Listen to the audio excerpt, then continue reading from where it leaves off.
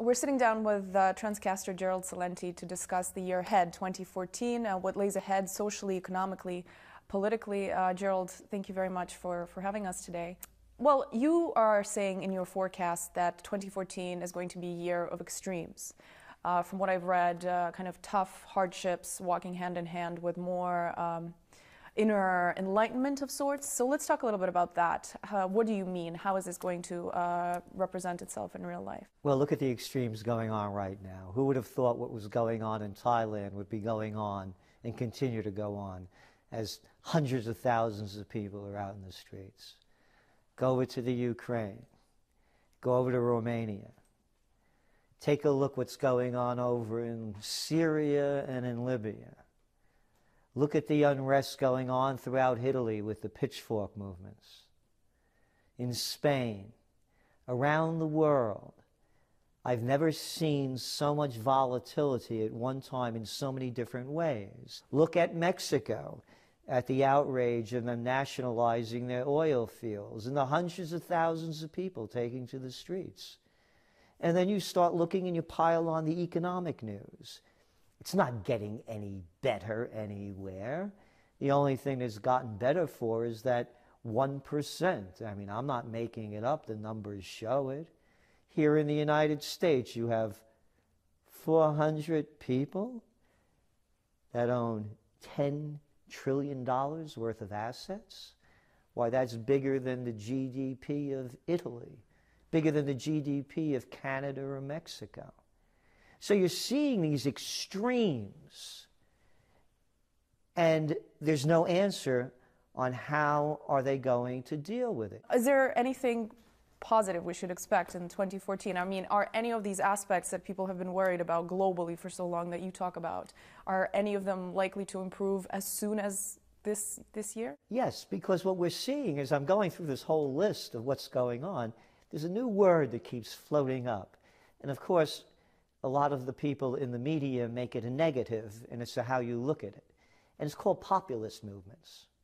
So when you say populist movement, they say, well, they're anti-immigration, or they're neo-fascist, or they're neo-Nazi, or they're... No. It's people wanting their countries back. I mean, after all, and this is America. We had a revolution in this country.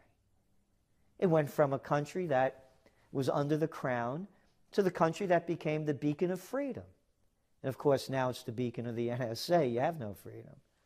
But it's the enlightenment of that to say, no, we had enough. What about the United States? You don't have the outrage because the people are being fed just enough, quieted down just enough to keep them in check.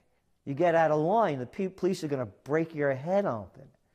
So you don't have the freedom in America going on now for the people really to get out there and protest. You saw what happened with the Occupy movement. You get out of line, they'll break open your head. So the United States is behind the curve here. It has to happen a different way. Tons of people are talking about, including yourself, in terms of what to expect in the nearest future is another huge wave of an economic mess. Exactly. When the economic calamity happens... Where is this coming from this time, and how can people just prepare themselves for it? I mean, what do we do? Run? Escape? No, you flee? don't run. I would have thought it would have happened before. And the reason I was wrong, I had no idea the Federal Reserve was dumping out $17 trillion worth of behind-the-scenes money that we only found about one time because of Ron Paul when the Fed had a report upon it. All right, so now we're into the tapering process. And we have to remember that all things are connected. This is a global age. So let's go look first at what's going on in China. All of a sudden, interest rates are going up in China.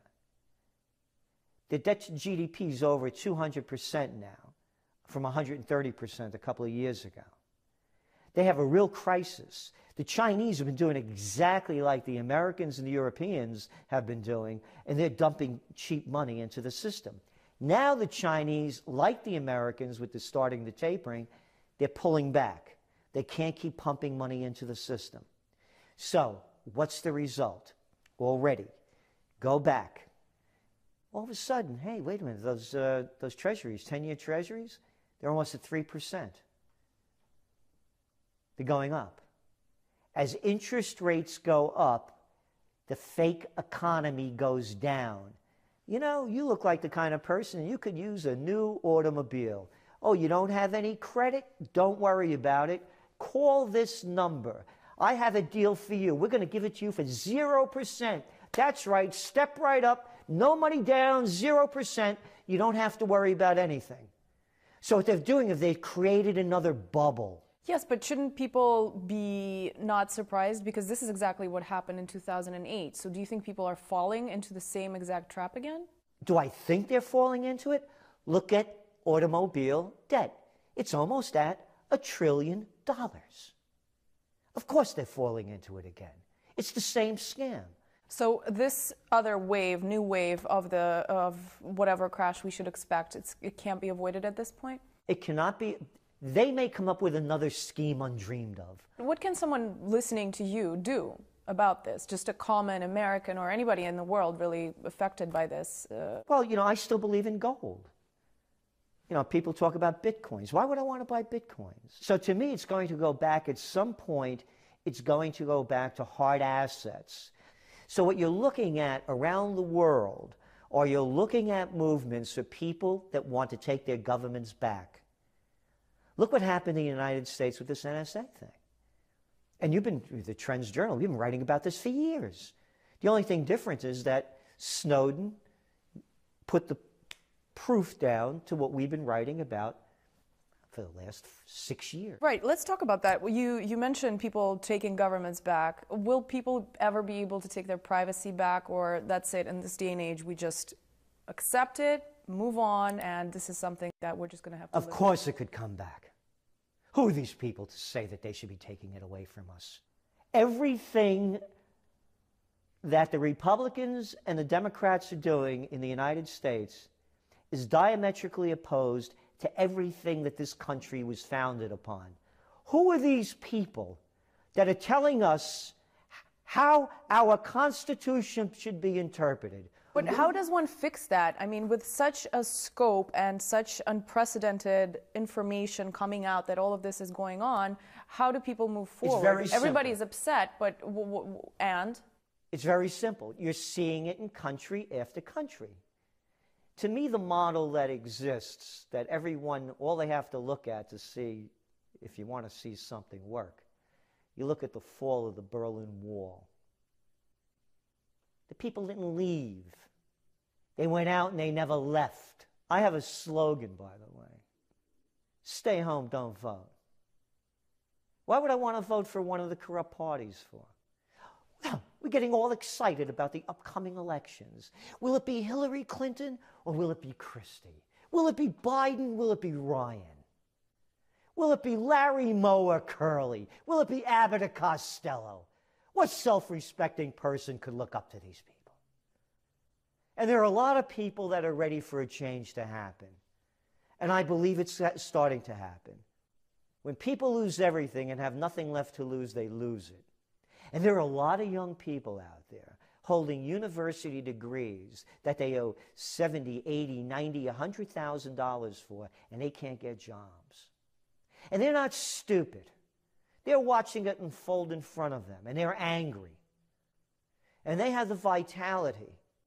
And they're also the people like myself that have been around. And we know the score. Who's making this stuff up?